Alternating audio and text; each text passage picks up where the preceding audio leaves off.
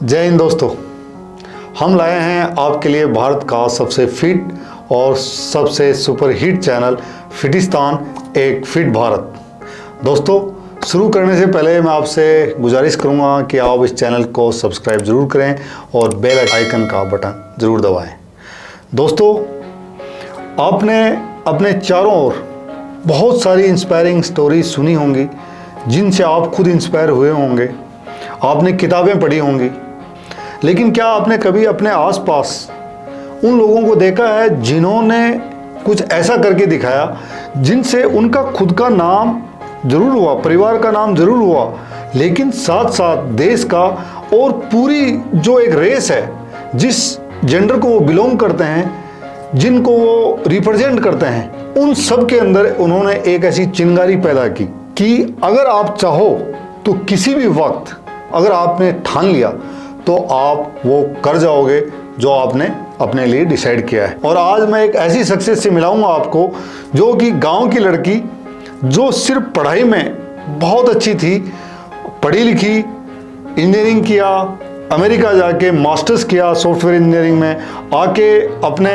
जो हस्बैंड हैं जो मर्चेंट नेवी में कैप्टन थे उनके साथ बिजनेस किया, और एक होम मेकर जो गृहिणी, जो भारत की लगभग जितनी हमारी बहनें हैं, माताएं हैं, उसी तरह उन्होंने घर का कामकाज संभाला, अपने बच्चे के साथ स्कूल जाना आना, उसके गेम्स में सपोर्ट करना। फिर एक दिन उस कहानी में इतना बड़ा बदलाव आया, ऐसा टर्निंग पॉइंट आया कि वो कुछ सालों बाद में बच्चे बच्चे की ज़ुबान पे और हर लड़की और हर औरत की ज़ुबान पे उनका नाम आ गया। तो आज मैं आपको मिला रहा हूँ जिस सक्सेस से, उनका नाम है क्रांति। सबसे पहले मैं अपना सौभाग्य समझता हूँ, मैं आपको पर्सनली जानता हूँ, लेकिन सबसे पहले आप अपने बचपन से लेके अपने स्कूल कॉलेज का एक संक्षिप्त परिचय दीजिए ताकि देश की जनता को मालूम चले कि क्रांति कैसी थी पहले। क्रांति ऐसी थी, बहुत सारे लोग बोलते थे कि मेरा नाम शांति होना चाहिए क्योंकि अपना शांत मन लगाकर पढ़ाई करो, घर और स्कूल इसके बाहर ज़्यादा वर्ल्ड नहीं रहता है। बचपन में तो मोस्ट ऑफ द स्टूडेंट्स को वैसा ही करना होता है, एंड पढ़ाई में आगे बढ़ना यही अपना मेन मोटिव रहता है। तो इसीलिए पढ़ाई करके स्कॉलरशिप्स की वजह से ही मुझे अलग अलग यानी 4th and 7th में स्कॉलरशिप्स मिली। मुझे मालूम चला है कि आपको एक सरकारी स्कॉलरशिप मिली बचपन में पढ़ाई की वजह से, जिसकी वजह से आपका एडमिशन पंचगनी की एक फेमस स्कूल है उसमें हुआ। हाँ, वो स्कूल में जब एडमिशन हुआ तब पता चला कि अपार्ट फ्रॉम एकेडमिक्स आपके अलग अलग एक्स्ट्रा करिकुलर एक्टिविटीज़ भी होती है जिसमें हम सबको पार्टिसिपेट करना होता है। तो मैं सभी चीज़ों में पार्टिसिपेट करती थी, गेम्स, नीडल वर्क, आर्ट, बहुत सारी एक्स्ट्रा करिकुलर जो भी आप नाम दो वो सब वो स्कूल में था। तो वैसे ही टीम गेम्स में मेरा ज़रा कम था, इसीलिए जब भी स्पोर्ट्स डे आता था तो मैं ट्रैक इवेंट्स में पार्ट लेती थी और वो हमारे हाउस को पॉइंट्स मिलते थे क्योंकि मैं जीतती थी वो ट्रैक इवेंट्स। तो मेरा स्पोर्ट्स उसके लिए सीमित था, एंड बाद में पढ़ाई होती है ना, इंजीनियरिंग वगैरह, शादी, तो उसके बाद तो बंद ही था वो। तो इंजीनियरिंग कॉलेज में गए तो फिर तो सिर्फ पढ़ने लग गए। हाँ। गेम्स वेम सब छूट गया, सिर्फ आना जाना साइकिल से होता है, वही अपनी एक्सरसाइज। ओके। और फिर आपने इंजीनियरिंग करके फिर आप अमेरिका मास्टर्स करने के लिए गए, वहाँ भी खेलने का कुछ नहीं मिला। हाँ, फिर आपकी शादी हो गई। शादी होने के बाद में तो जैसे भारत में होता है कि खेलना कूदना तो बिल्कुल ही बंद हो जाता है, एक्सरसाइज करने का अगर टाइम परिवार के लोग या हस्बैंड या दें या अगर मिल जाए या लड़की खुद इतनी सेल्फ सफिशिएंट हो तभी कर पाती है। तो आपका क्या सीन था? शादी के बाद कितने भी पढ़े लिखे हो, ऐसे मुझे लगता है कि बहुत सारे फैमिलीज में लगता है कि तुम्हें क्या ज़रूरत है अभी फिट रहने का, आई नो मीन्स उनको लगता है एक्सटर्नली हमें सुंदर दिखने का, ऐसा नहीं होता है ना। फिटनेस अंदर से बाहर से पूरा शारीरिक मानसिक दोनों तरफ से होता है। बहुत बड़ी तो बहुत सारी फैमिलीज में वो प्रमोट नहीं करते हैं, लेडीज़ ने करना चाहिए, अभी अभी चेंज हो गया है, बट हमारे वक्त तो खुद के लिए ऐसा वक्त निकालना यानी बहुत कुछ गिल्टी फीलिंग आता था, बहुत मुश्किल। हाँ, बहुत ही मुश्किल, क्योंकि घर में जो काम होता है वही अपना फिटनेस, वही काम, वही फिटनेस है। और अगर कोई लेडीज आपके टाइम में अगर कोई बाहर खेलने के लिए, दौड़ने के लिए या अरे वो तो हम सोच भी नहीं सकते थे। तो क्योंकि घर का, पूरे देश का यही माहौल है, सिर्फ बड़े शहरों को छोड़ के बाकी ऑलमोस्ट 90% जहाँ भी जाओगे वहाँ ऐसा ही माहौल मिलता है कि घर के जो मर्द हैं वो जरूर खेलने कूदने चले जाएं, लेकिन लेडीज को तो पहले टाइम ही नहीं मिलता, क्योंकि परिवार का काम, बच्चों का काम, मेहमान जो भी है, सारे दिन उसी में लगे रहना। तो सेम कहानी आपके साथ थी। सेम। तो फिर क्रांति जी ऐसा क्या हुआ कि एक दिन जो क्रांति जो इंजीनियर थी और फिर मास्टर्स किया, फिर अपने हस्बैंड के साथ बिजनेस और घर को संभाल रही थी, फिर अचानक वो कीड़ा कहाँ से आया कि क्रांति ने कहा कि बस बहुत हो गया, जूते लाए और दौड़ना शुरू किया? वैसा एक दिन में नहीं हुआ एक्चुअली। हम ये जो फिटनेस की इम्पोर्टेंस है वो हर एक को अपने आप समझ में आती कि अपने बॉडी को भी ज़रूरत है कुछ एक्सरसाइज करने के बाद जो अच्छा फीलिंग आता है वो हमेशा मुझे मालूम था कि वो हमें मिलना चाहिए। तो हमारे ऑफिस में जब मैं कुछ साल ऑफिस में भी काम किया है तो हमारे फ़ोन डेस्क पे सब रहते ना नज़दीक, तो वो भी हमने निकाल दिए थे, एक वो कोने पे दूसरे कोने पे, तो ट्विस्ट करके लेने का वगैरह। बस ऐसे छोटी छोटी मूवमेंट्स हम लोग इम्प्लीमेंट करते थे बॉडी मूवमेंट का काम करते करते वक्त, क्योंकि स्पेशल टाइम देने का मना था। तो देन हम लोग 15 फ्लोर पे रहते, तो ऑफिस के बाद भी, थकने के बाद भी क्लाइंब करके जाने का, सो यूटिलाइज थोड़ा टाइम। कभी कभी गाड़ी से नहीं जाते थे तो बस से जाने का, तो मैं कभी बस स्टॉप के लिए रुकी नहीं, तो नेक्स्ट बस स्टॉप तक चलने का, जब तक ऐसे मिल तब तक आई एंडेड अप वॉकिंग पूरा मरीन ड्राइव ऑल्सो। ऐसे कुछ कुछ घटनाएं होती थी, बट रेगुलर वर्कआउट करो ऐसा कभी नहीं था। बट मेरा बच्चा जब 6 इयर्स का हुआ था तब स्कूल ने उसको बोला, मैं ज़्यादा एकेडमिक में एनफोर्समेंट करना चाहती थी उसमें, तो स्कूल में जाता था, स्कूल के बाद आके उसको मैथ्स एक्स्ट्रा वर्क या ऐसे रीडिंग राइटिंग ऐसा कुछ काम देती थी, लेकिन कभी ये सोचा ही नहीं कि उसने भी खेलने कूदने को जाना चाहिए। तो स्कूल ने बोला था कि तुम इसको रोज ग्राउंड पे लेके जाओ एटलीस्ट हाफ एन आवर वगैरह। तो हमारे बिल्डिंग में तो ऐसा ग्राउंड नहीं था, तो बाजू में सबसे नज़दीक वाला ट्रैक प्रियदर्शनी पार्क वाला, तो उसमें मैं उसको लेके जाती थी। आई मीन जब उसको लेके गई तो वो पहली बार खुली हवा में इधर उधर देख रहा था, मीन्स फोकस नहीं करता था, तो मुझे लगा कि मैं क्यों ना जाऊँ ट्रैक पे, और ट्रैक पे पेरेंट्स को मना करते थे, वो टाइम तो अलाउ नहीं करते थे, तो ओनली एथलीट्स के लिए था वो। तो मैंने एक दिन सर को बोला कि मुझे तो अंदर जाने का, तो सर को पूछा कि मैं खुद एथलीट हूँ तो हाँ जरा दिखाओ रन करके। तो मैंने एक राउंड 400 मीटर्स का जैसे भी फास्ट करने का करके दिखाया, तो ही वॉज हैप्पी टू से ओके तुम ज्वाइन कर सकते हो। तो इसीलिए उसके साथ मैंने एथलेटिक्स ज्वाइन किया एंड डेली उसके साथ जाना। तो ये आपकी कहानी की जो नई जिंदगी की, एक नई एथलेटिक्स की और जो रनिंग की कहानी शुरू हुई, तो मैं ये मानूंगा कि इसमें सबसे बड़ा योगदान आपके बेटे का है, क्योंकि आपका बेटा अगर नहीं होता और अगर वो पहले से खुद खेल रहा होता और स्कूल वाले नहीं कहते कि इसको लेके जाओ, तो शायद आप ग्राउंड में नहीं जाते, और ग्राउंड में जाके जब आपने देखा कि इतना बड़ा स्टेडियम है, इतना अच्छा ट्रैक है, तो मैं क्यों नहीं अंदर जाऊं, और फिर ऐसी एक शुरुआत हुई। तो ट्रैक पे वर्कआउट हमने चालू किया, तो सब स्कूल की लड़कियां ही थी, पेरेंट्स को तो मना करते, लेकिन मैं एथलेटिक्स, सर ने मुझे पूछा ही नहीं मेरी उम्र क्या है, तो जब भी वो एथलेटिक्स का एक बॉम्बे सिटी डिस्ट्रिक्ट एसोसिएशन की रेसेस होती है, तो उसमें मेरा 5K का एंट्री करा दिया। ये कौन से साल की बात है? 2012। 2012। हाँ। आज के पूरे 10 साल हो गए। उसमें सब मेरे साथ पुलिस जो एंट्री करने के लिए गर्ल्स होती ना, उनका मेरे साथ कंपटीशन में थी, एंड मुझे उसमें सिल्वर मेडल आया। ओह वाह। तो पहली इवेंट में? हाँ, फर्स्ट में I got a silver medal, and then इसे कि तुम्हारा एंड्योरेंस अच्छा है, तुम लॉन्गर भी डिस्टेंस कर सकती हो। तब इतनी रेसेस नहीं होती थी जैसे अभी every Sunday you find a races. तो मैंने बोला कि अभी कौन सा इवेंट करोगे, तो मैंने बोला मैं मुंबई मैराथन करूँ, क्योंकि बहुत सारे पोस्टर्स वो टाइम लगे थे, सभी बिल्डिंग्स के ऊपर भी लगाते थे तब स्टैंडर्ड चार्टर्ड मुंबई मैराथन। तो मैंने पहली बार करना है, तो मैं 21 किलोमीटर के लिए पार्टिसिपेट किया था, रजिस्टर किया, एंड मैं घर पे आके मैं घर बोली कैप्टन को कि मैं मैराथनर बनने वाली हूँ। तो देन ही सेड कि अरे मैराथन यानी 21 किलोमीटर नहीं 42 किलोमीटर होता है। तो वो साल उन्होंने 42 किलोमीटर को रजिस्टर किया और मैंने 21। तो 21 किलोमीटर जब की तो हमारा स्टार्ट अलग था, उनका विटी से था, मैं बांद्रा से थी, तो जाने का भी अलग से यू नो दैट लॉजिस्टिक्स का अलग इशू हुआ था। एंड देन हमने तो किया, बट वहाँ पे मेरा डी वगैरह ऐसे एंट्री फर्स्ट टाइम करते तो अब तुम्हारी वेव स्टार्टिंग पॉइंट बहुत पीछे होता है, एंड वो भीड़ में से रास्ता निकालने कोई आधा 10K हो गया तब तक भीड़ में से ही ना रास्ता निकाल रही थी मैं।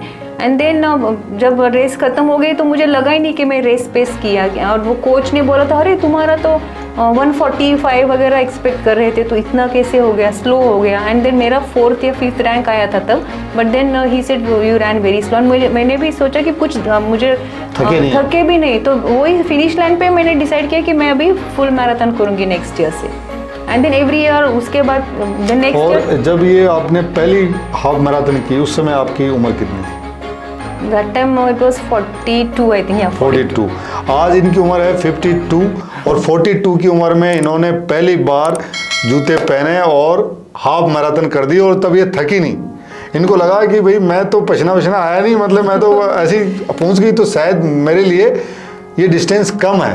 तो लड़की ने सोचा कि अभी मैं सीधा 42 करती हूँ, और ऊपर से इनके पतिदेव ने इनको बोल दिया कि अरे मैराथन का मतलब तो 21 किलोमीटर नहीं होता और 42 होता है, तो इन्होंने सोच लिया कि अभी 42 करना है। तो फिर कितने दिनों बाद में आपने पहली फुल मैराथन की? तो नेक्स्ट ईयर का ही, तो ऐसे फुल मैराथन मुंबई में सिर्फ वो स्टैंडर्ड चार्टर्ड ही होती थी तब, तो नेक्स्ट ईयर तो बीच बीच में तब नई नई मैराथन्स है, पिंकाथन वगैरह छोटी छोटी 10K 21K, but first full marathon मैंने की तो I got a winner's position there. Oh, wow. तो एंड एवरी ईयर टॉप 3 में ही आती रही। तो देन इट वाज कैप्टन बोल रहे थे कि अरे टॉप 3 में तुम आती है क्योंकि तुम्हारा कंपटीशन नहीं है ज़्यादा, but it's an international race and बाहर कंट्रीज के भी आते हैं उसमें। तो टॉप 3 में कभी फ्रेंच लेडी थी एक बार, ब्रिटिश लेडी, ऐसे तो हम तीनों में होता था वैसा। बट देन ही सेड कि तुम बॉस्टन मैराथन क्वालिफाई करोगे तो तुम्हारा कुछ अचीवमेंट है।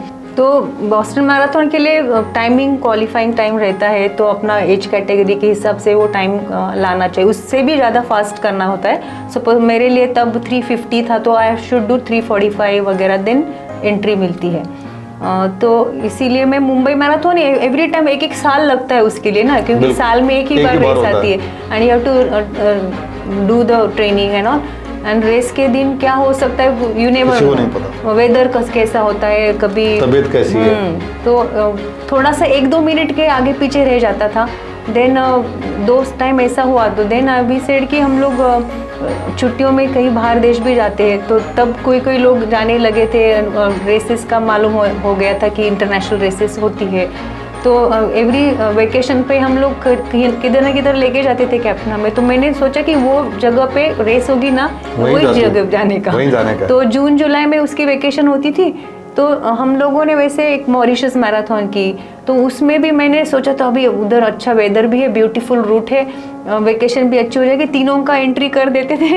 एंड उधर जाने के बाद पता चला कि वो event means flat time, means हमें अच्छा टाइमिंग आने के लिए वेदर अच्छा होना चाहिए और रूट भी जरा अच्छा। देन इतनी बड़ी पहाड़ियाँ थी और पहाड़ का ट्रेनिंग है नहीं, सब ग्राउंड पे ट्रेनिंग, ट्रैक पे कभी रोड पे जाने का भी मना, कैप्टन मुंबई के रोड सेफ नहीं बोल के कभी रोड पे जाने नहीं देते थे। तो हम लोग ज़्यादा से ज़्यादा ट्रेनिंग मेरा ट्रैक पे ही हुआ, फुल मैराथन करती थी लेकिन ट्रैक पे ट्रेनिंग। सिर्फ रेस के दिन कोई यानी बीच बीच में छोटी हाफ मैराथन 10K वगैरह होती है ना, तब रोड पे, वो भी प्रोटेक्टेड रोड रहता है ना रेस रूट। सो ऐसा करके तो मॉरिशस मैराथन में तो क्वालिफाई नहीं हुआ, बट वहाँ पे मुझे पोडियम आया क्योंकि मैं टॉप 10 फिनिशर्स में आई। तो वो AI में सर्टिफाइड रेस होती है, तो मेरा नाम उधर गया, मीन्स तब ललिता बाबर का भी नाम नहीं था, तब मेरा नाम उसमें टॉप 10 AI में certified races of the world होता है ना उसमें। और जिनका नाम ले रहे हैं ललिता बाबर, वो ओलंपियन है। अब देखिए कि ये लड़की में कितना दम है। उसका नाम नहीं था लेकिन इनका नाम था उसमें। आगे फिर आगे नेक्स्ट ईयर फिर हम दूसरे वेकेशन पे गए थे, तब हमने गोल्ड कोस्ट ऑस्ट्रेलिया में, तो देर मुझे क्वालिफाई हुआ, अच्छा फास्ट टाइमिंग भी आया। एंड देन उसके बाद पुमा वगैरह ने मुझे स्पॉन्सरशिप भी दी। एंड देन बॉस्टन में गई। बॉस्टन में पता चला कि फिनिशर्स लोगों को मेडल मिलने के वक्त दूसरे भी मेडल, कुछ खास मेडल मिलते हैं। तो पूछा तो क्या कौन से मेडल है ये, तो पता चला कि वो वर्ल्ड मैराथन मेजर्स होते हैं। उसमें तुमने पूरे वर्ल्ड में 6 अलग मैराथन है, बॉस्टन, बर्लिन वगैरह, ऐसे टोक्यो, शिकागो, वे सब किया तो तुम्हें एक स्पेशल फिनिशर का मेडल आता है। तो वो एक अल्टीमेट चीज़ होती है रनर्स के लिए। वो ऐसा जर्नी आगे आगे बढ़ता गया। तो मैंने बोला मैं भी करूँगी, लेकिन मुझे परमिशन देना चाहिए ना। फिर रनिंग के लिए बार बार बाहर देश जाना ये भी बहुत मुश्किल होता है, पैसा, क्वालिफाई करना, जाना, वही। एंड हम लोग जाते तो तीनों को साथ में, क्योंकि अकेले को तो जाने को, लेकिन मुझे बॉस्टन में वैसा परमिशन अकेले को जाने को ही दिया, क्योंकि मुझे पूमा ने भी स्पॉन्सर किया था। And Tom was another company. Actually Boston marathon में पता चला कि ऐसे अलग अलग देशों में तुमने मैराथन किया तो वो स्पेशल मेडल आता है। तो नेक्स्ट वाला, जिस साल में मैंने बॉस्टन किया था उसका नेक्स्ट ईयर के लिए मैंने बर्लिन मैराथन में रजिस्टर किया। तो रजिस्ट्रेशन भी इतना इजी नहीं होता है। मीन्स अभी एक्टिव मीन्स हॉलीडे कंपनीज भी है, टूर ऑपरेटर्स, उनकी तरफ से भी लोग जा सकते हैं। बट ये सब टाइम क्वालिफाइंग करके, नहीं तो लॉटरी सिस्टम होता है, तो अपना नंबर नहीं के बराबर ही होता है। But luckily me and captain got entry. And हम तो मुझे अकेले जाने का भी सवाल नहीं था, तो हम दोनों उस रेस के लिए जाने वाले थे। बट वही दरम्यान ऐसा हुआ कि मुझे पिंकैथन एम्बेसडर का 2018 में मैं पिंकैथन एम्बेसडर बनी। तो हम लोग लेडीज़ का ग्रुप, सबको मोटिवेट करने का फिटनेस के लिए, तो हम लोग साड़ी पहन के थोड़ा छोटे छोटे रन्स करते। तो एक दिन गुड़ी पाड़वा का हमारा महाराष्ट्रियन न्यू ईयर का सेलिब्रेशन, गुड़ी पाड़वा पे, हाँ, गुड़ी पाड़वा दिन चैत्र प्रतिपदा होता है उस दिन। तो उस दिन हमने पूरा अपना नौवारी ट्रेडिशनल आउटफिट, ज्वेलरी वगैरह पहन के 5 किलोमीटर का रन मरीन ड्राइव पे था, तो मैंने किया। एंड एक्चुअली मैं करने वाली नहीं थी, मैं सिर्फ सर्टिफिकेट साइन करने वाली थी। बॉस्टन मैराथनर हो गई ना, तो बहुत सारे रनिंग ग्रुप्स इनवाइट करते थे। तो वैसा एक गिरगांव रनिंग ग्रुप ने ऑर्गेनाइज किया था तब। तो मैं दौड़ने के बाद वो सब फोटोज सोशल मीडिया पे गए ना, तो किसी ने मुझे टैग किया कि क्रांति साल्वी अभी तुम रिकॉर्ड ब्रेक करो साड़ी का। तो तभी मैंने सोचा कि अरे ये साड़ी में रिकॉर्ड भी है। तो वो साड़ी में रनिंग का रिकॉर्ड था। तो मुंबई मैराथन में एक लेडी ने, हैदराबाद की है वो, उसने किया था। तो मैंने वो देखा कि कितना टाइम में किया है वगैरह। And it was recently done, you know. तो उसका 2018 में उसने किया। बट गिनीज वर्ल्ड रिकॉर्ड वो सब वेरिफिकेशन करने के बाद ऑलमोस्ट 3 to 4 मंथ्स के बाद वो डिक्लेयर हुआ उसका। एंड वो ही पीरियड में हुआ। तो सब चीज़ें एक साथ ऐसी आ गई, यू नो, कि मैंने साड़ी पहनी, वो फोटोज गए, किसी ने बोला कि तुम ये कर, हाँ। तो मैंने बोला अरे मैं, और वही टाइम में मुझे बर्लिन का भी एंट्री तुम्हारी आ गई, ऐसा था, कंफर्म हो गया, कंफर्मेशन। तो सब चीज़ें इतनी फटाफट आ गई ना कि ऐसे जैसे कि अपने फेवर में हो रहा है सब। तो मैं सोच लिया कि मैं बर्लिन मैराथन करूँगी और ये रिकॉर्ड। वो एक ही दिन का नहीं था, एक्चुअली रेस वीकेंड होता है। तो बर्लिन मैराथन और कोई भी वर्ल्ड मेजर मैराथन होती है, उसमें फ्राइडे से लेकर सेलिब्रेशन टाइप रहता है। तो सैटरडे एंड देन संडे का रेस डे होता है। तो ये जो एक्सपो के दिन, मैं तो नॉर्मली एक्सपो हम लोगों ने बिब वगैरह लिया था। एंड देन सैटरडे को उन्होंने एक वॉल ऑफ फेम करके, हॉल ऑफ फेम करके होता है, वो इवेंट था। उसमें एलियूड किपचोगे वगैरह स्टार रनर्स को स्टेज पे बुलाते हैं। उनमें से मुझे भी बुलाया था, लेकिन मैं तो स्टार रनर, स्टार हो आप, हिंदुस्तान की स्टार हो। तो देन वो ब्रैंडनबर्ग गेट पे, तो इट वाज बहुत बढ़िया था वो। एंड मुझे तो मेरा सपने में हूँ क्या, मैं ऐसा लग रहा था तब कि इतने बड़े स्टार एथलीट्स के साथ में अपना इंट्रोडक्शन था, साड़ी वगैरह पहन के, साड़ी क्या है वगैरह सब, हाँ। तो एंड बहुत सारे मीडिया चैनल्स के लोग इंटरव्यू लेने को आए थे तब, जर्मन चैनल्स सब, टीवी में भी गया था वो। तो वो सब एक्साइटमेंट हो गया। देन रेस डे के दिन भी गिनीज और वर्ल्ड रिकॉर्ड के ऑफिशियल्स रहते, पूरा चेक करते, वेरीफाई करते, तुम्हारे शूज़ भी चेक करते, no bottom of the shoes वगैरह। वैसा अलग ही एक्सपीरियंस है। नॉर्मल हम लोग रेस के लिए जाते हैं वैसा नहीं था, पूरा चेकअप, फिर से प्रेस मीट जैसा था। तो रेस का स्टार्ट से भी पहले मुझे बुलाया था ये करने के लिए सब। एंड देन नॉर्मल रेस का मेरा नंबर के हिसाब से जो लाइनअप था उसमें मैं गई एंड रेस में किया। बट मैंने ज़्यादा प्रैक्टिस नहीं की थी, सिर्फ एक रेस दौड़ी थी, तो उसमें वो हाफ मैराथन की थी। एंड ये एवरी 2-2 किलोमीटर में मेरा पैर में आ रही थी, साड़ी में डाल रही थी, अदरवाइज मेरा टाइमिंग बहुत अच्छा आता था, बिकॉज द फ्लैटेस्ट रूट वही साल में वर्ल्ड रिकॉर्ड हुआ है। रिकॉर्ड बना मैराथन। लाइक दोस्तों, आप में से बहुत सारे लोग रनर होंगे, मैं खुद रनर हूँ, और मुझे पता है कि जब आप रनिंग करते हो तो एक छोटी सी चीज़, अगर आपकी का टी शर्ट थोड़ा सा टाइट है तो भी आपको तकलीफ होती है, मतलब यहाँ से छिल जाता है, या आपका जो शॉर्ट है, निक्कर है, या आपका ट्रैक है वो थोड़ा छोटा बड़ा या टाइट है तो आपको कितनी तकलीफ होती है। तो यहाँ पे तो पूरी एक 9 गज की साड़ी जो आप पहन के दौड़ रहे हैं, साड़ी भी संभाल रहे हैं, डिस्टेंस भी कवर कर रहे हैं, टाइम भी अच्छा लेना है, इतनी भीड़ भी है, तो मतलब वो कैसे मैनेज किया पूरे टाइम में? मतलब आपको लगा नहीं कि इसको मैं पकड़ के रखूं, पसीना आ रहा है, क्या हो रहा है? पकड़ के रख के दौड़ने का सोचा था, बाद में वो स्ट्राइड बदल जाता है। एंड देन मैंने लॉन्ग सॉक्स पहने थे, उसमें टक करती थी, एंड देन थोड़ा सा जब तक 1-2 किलोमीटर में फिर से वापस आ जाता फिर से, तो ऐसे छोटे छोटे कुछ सेकंड का ब्रेक लेके मेरा स्प्लिट में आप देखोगे तो 21 times I have stopped, like 10 seconds भी किया, तो भी इतना रुके, बीच में कोई ब्रेक नहीं लिया मैंने, रुके नहीं, क्योंकि टॉयलेट ब्रेक लिया तो भी और भी टाइम जाता है, क्योंकि सब बीप वगैरह लगाया था and all that. But everybody was musical marathon है ना, सब जगह पे म्यूजिक, और बहुत सारे लोगों को मेरा नाम पता चल गया था कि I am attempting a record, तो मेरा नाम सुनाई दे रहा था जर्मनी बर्लिन शहर में के रास्ते पे भी, कम ऑन क्रांति एंड ऑल। कैसे पता चला?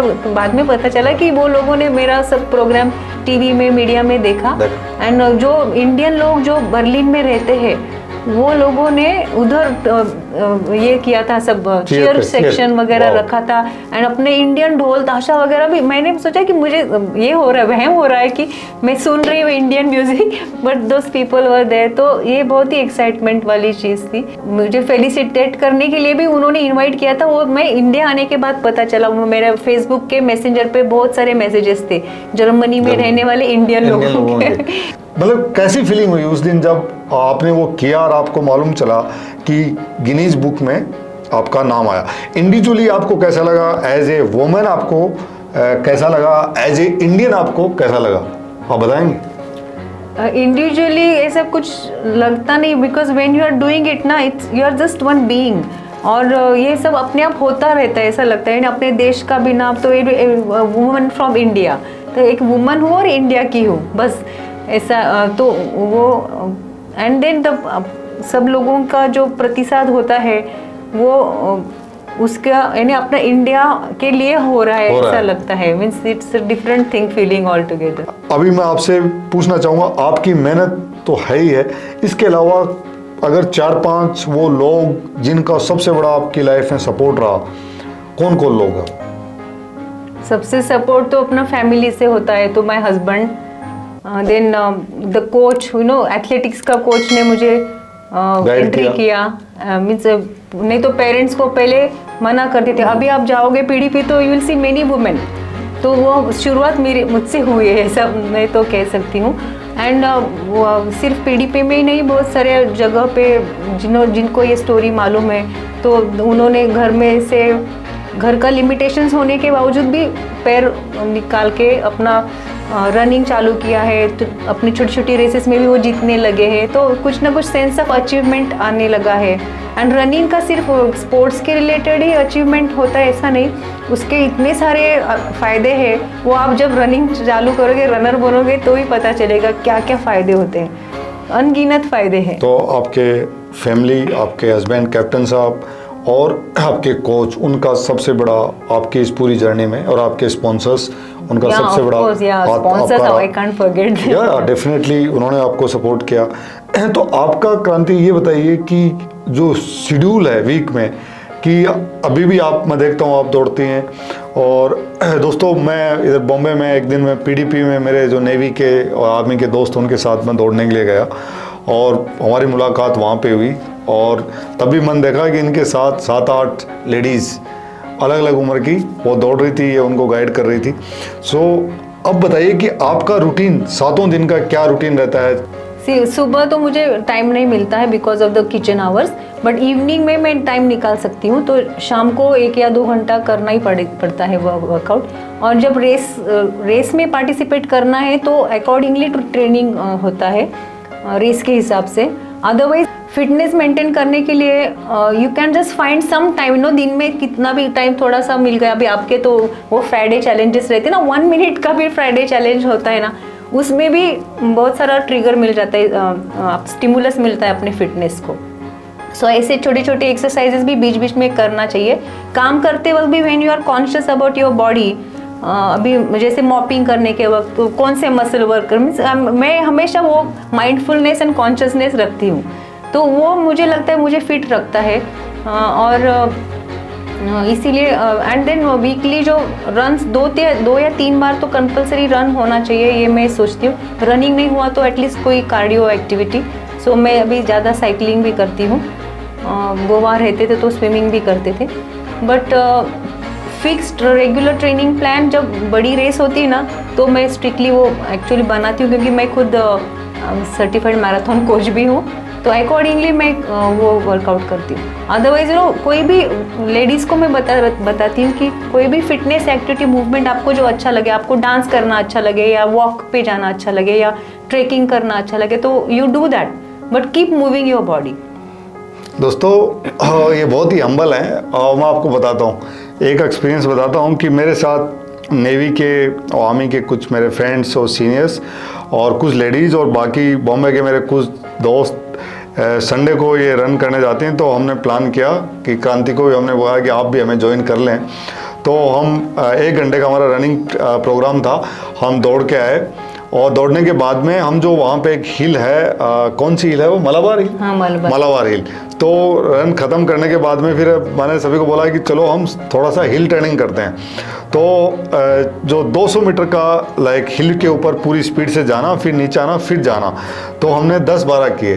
तो भैया ये लड़की है ना, मतलब मेरे साथ दौड़ रही थी, और बहुत सारे जो बिल्कुल यंग लड़के, जो 18-18 साल के, 16 साल के, 22 साल के लड़के लड़कियां है ना, वो और बहुत सारे सोल्जर्स है ना, वो पीछे थे इनसे। मैं आपको बता रहा हूँ कि मैंने खुद ने देखा है, इतना दम है इस लड़की में कि मतलब you have to just salute. तो ये आपका एक रूटीन हुआ जो आपने बताया। तो वीक में जनरली आप कम से कम शायद 40-50 किलोमीटर तो करते ही होंगे। या उससे भी कम होता है कभी कभी, यदि रेस आगे नहीं होगी तो तब साइकिलिंग करते हैं। हाँ, तब साइकिलिंग का माइलेज अलग होता है। तो और आप जितनी बहनें हैं, training, so twice in a week कसरत, strength training, resistance training, weight workouts वगैरह। तो रनर्स के लिए एक चीज़ और ध्यान में देखिए कि जो रनर्स हैं वो सोचते हैं हर दिन दौड़ना, ऐसा नहीं कि रनिंग के कुछ नियम हैं। देखिए गुरुदेव बता रहे हैं आपको कि रेजिस्टेंस ट्रेनिंग और वेट ट्रेनिंग यानी स्ट्रेंथ ट्रेनिंग वो भी करनी चाहिए, और बीच में कई बार मोनोटोनिस जो है उसको तोड़ने के लिए जैसे साइकिलिंग के लिए जाते हैं, काफ़ी मैंने इनको देखा है साइकिल भी बहुत तेज़ चलाती हैं। शायद इनका अगला प्रोग्राम शायद ट्रायथलॉन करने का। हाँ, एक्चुअली कैप्टन ऑलरेडी मेरे आगे ही चले गए, he is in Goa Ironman करने का ही ट्रेनिंग कर रहे हैं अभी। ओके, तो देखिए अभी इन्होंने अपना एक लेवल और ऊपर रख दिया है, मैराथन कर दिए, रिकॉर्ड बना दिए, गिनीज बुक में आ गए, सब तो हो गया। अब ये ट्रायथलॉन करने का सोच रही हैं, आयरन मैन जिसको बोलते हैं, कि जिसके अंदर 42 किलोमीटर रन, 180 किलोमीटर साइकिल और 5 किलोमीटर, 4.8 किलोमीटर स्विमिंग। पहले स्विमिंग होती है, पहले स्विमिंग, फिर साइकिलिंग और फिर रनिंग। तो ये अभी वो करने का सोच रही हैं, इसीलिए ये मैंने देखा कि ये मैंने देखा इनको आगे का ड्रीम है। ड्रीम नहीं, आप कर देंगे, जिसने ये सब कर दिया तो आपके लिए वो भी आसान है।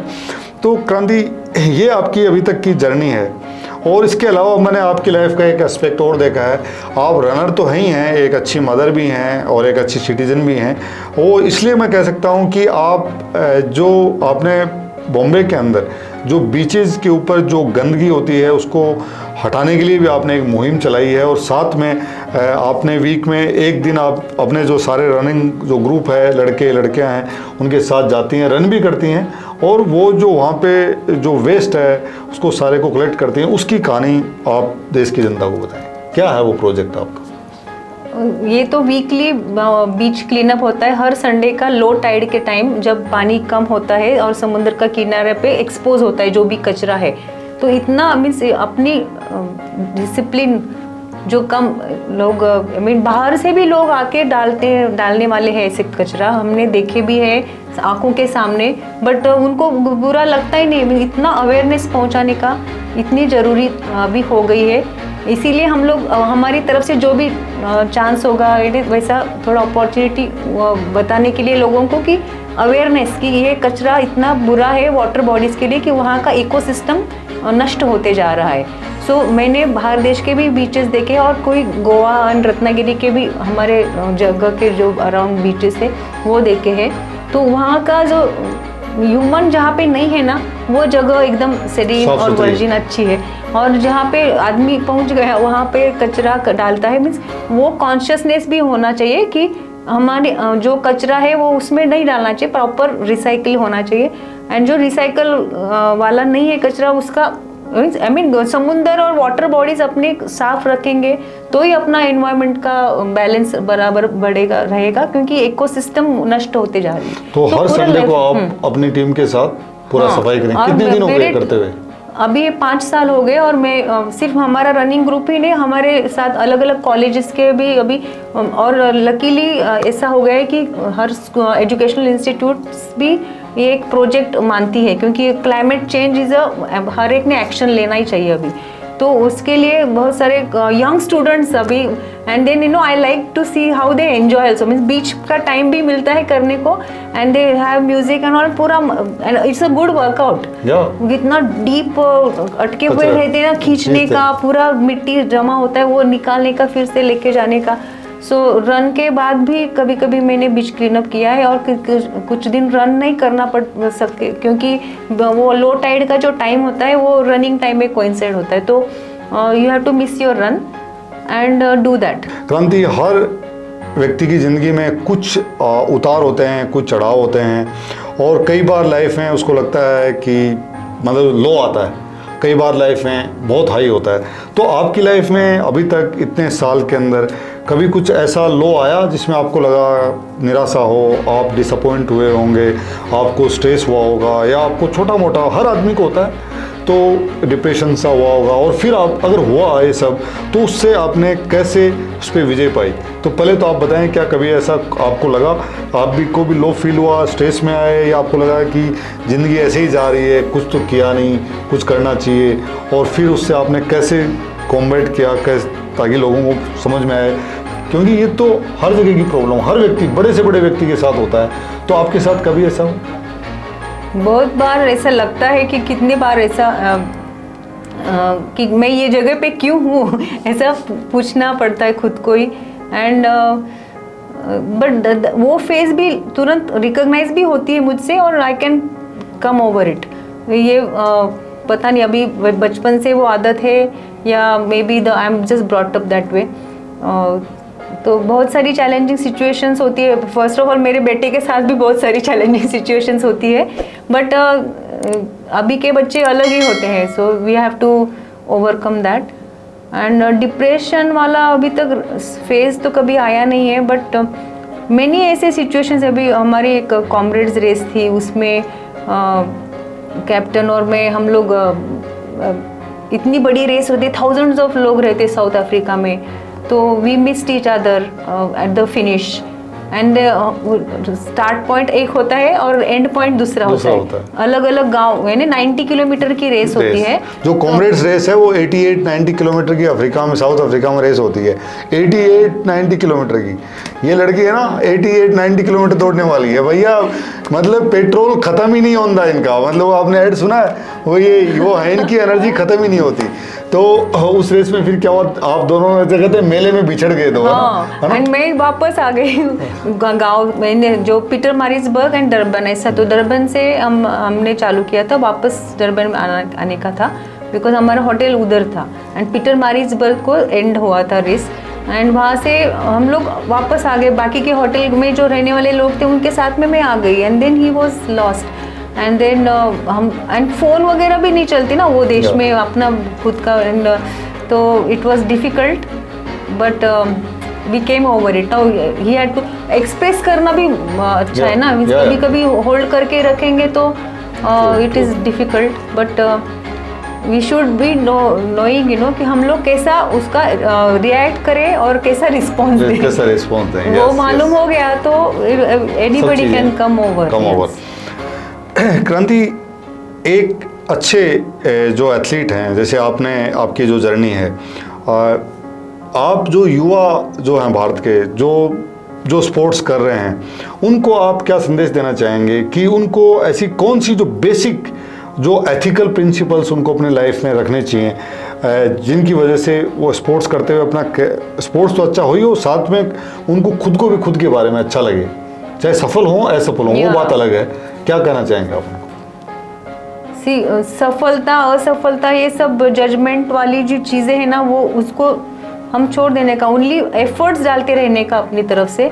एंड दूसरा क्या कर रहा है और मैं अपनी कंपटीशन उसका मेजरमेंट के साथ, उसका रेफरेंस के साथ मत रखो कि अभी वो इतना फास्ट करा तो मुझे इतना करना पड़ेगा तो मैं जीतूंगा, तो और दूसरे को हरा के हम लोग जीतेंगे, ये चीज़ नहीं करना चाहिए। तो best competitor is inside you, खुद के साथ ही लड़ना है। बहुत सारे यंग लोग ऐसे होते हैं ना कि सिर्फ कंपटीशन देखेंगे और ज़्यादा नॉलेज इतना वर्ल्ड गूगल में से मिलता है, तो सर्च करके कि कौन सा सच है कौन सा झूठ है मालूम नहीं, तो भी वही सच लगता है, then they believe in that, knowledge भी एक्स्ट्रा हो जाता है। तो कभी कभी ये सब बाजू में रख के सिर्फ अपने अंदर क्या है ना झांको, क्योंकि अपने अंदर ही बहुत कुछ है, बाहर का जरूरत ही नहीं देखने का। दोस्तों, वैसे मैं बहुत ही कम लोगों से इंस्पायर होता हूँ, मैं खुद फौजी हूँ, मैंने लाइफ को एक बहुत ही अलग मुकाम पे जिया है, बहुत टफ से टफ और हमेशा एज के ऊपर लाइफ जी है, लेकिन बहुत ही कम जिन लोगों से मैं इंस्पायर होता हूँ उनमें से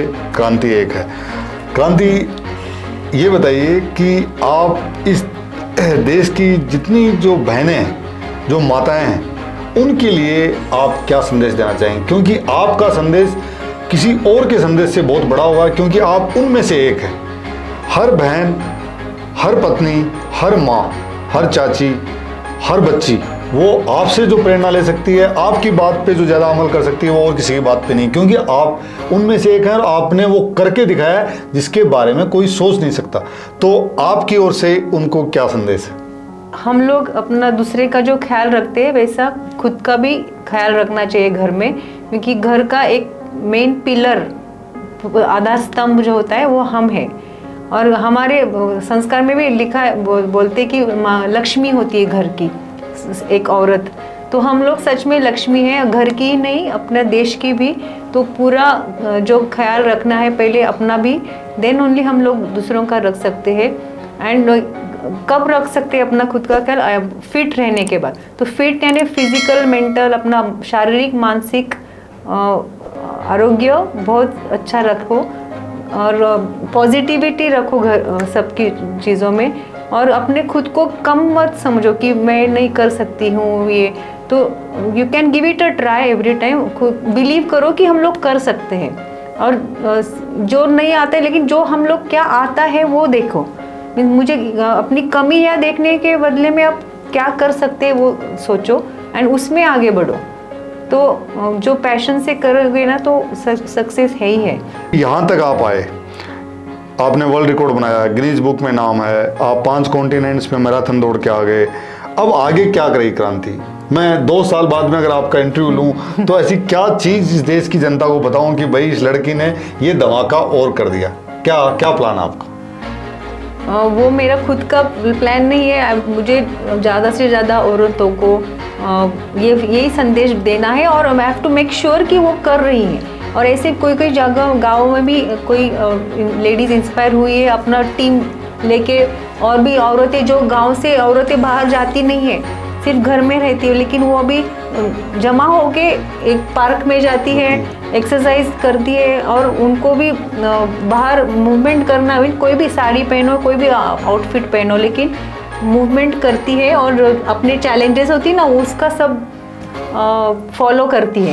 इफ़ माई हस्बैंड ने ऑलरेडी एक बेंच मार्क कर दिया है तो मुझे वो करना ही आयरन मैन करना भाई, इन्होंने बोला इनको आयरन मैन करना है, तो अगला इंटरव्यू तभी होगा कि जब क्रांति आयरन वोमन बन के आएगी। आयरन वोमन मतलब 42 kilometre run, 4.1 swimming, 4.8 kilometre 4.8 kilometre swimming और 180 किलोमीटर साइकिलिंग, सब एक साथ मैराथन। उसके बाद में 42.2 किलोमीटर मैराथन, तीनों चीज एक साथ करनी है। और ये करेंगी, मुझे तो लग रहा है ये नहीं मानेंगी, ये करके ही छोड़ेगी, ठीक है। और मेरी सारी शुभकामनाएं फिट भारत, फिटिस्तान के जितने जो श्रोता हैं, सुनने वाले हैं, उन सब की भी वहाँ से दुआएं लेके मैं आपको दे रहा हूँ। तो दोस्तों, आज इन सक्सेस से आप मिले हैं और मैं सारी बहनों से, सारी माताओं से और सारी जितनी भी मेरी आंटीज़ हैं पूरे देश में, और जितनी बहनें हैं, जितनी बेटियां हैं, उनसे मैं गुजारिश करूंगा कि क्रांति जी की जो कहानी है, आपके अंदर भी एक क्रांति है, उसको जगाना है। जैसे ये बोलते थे, इनका नाम इनको लोग बोलते थे शांति, लेकिन इन्होंने क्रांति कर दी, रिवॉल्यूशन कर दिया। मतलब marathon, 5 continent, world record, Guinness book के अंदर नाम, साड़ी के अंदर मैराथन, और आज भी कर रही हैं। 52 साल लगता है इनकी शक्ल से आपको, 52 साल। ये कॉलेज जाने वाली लड़की लग रही है, बेटे को पढ़ाती है, 53 है ना।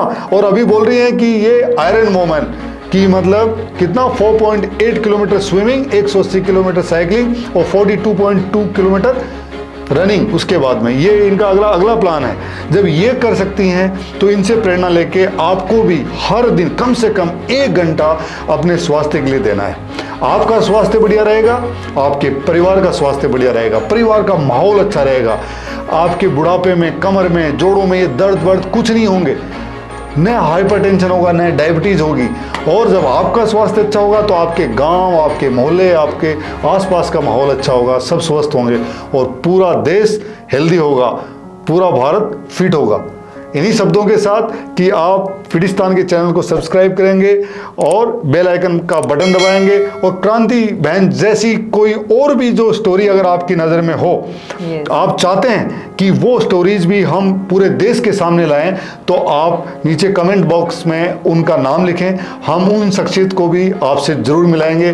तब तक के लिए जय हिंद, जय भारत, फिट भारत। क्रांति बहुत बहुत शुक्रिया and salute to you. Thank you so much. God bless you.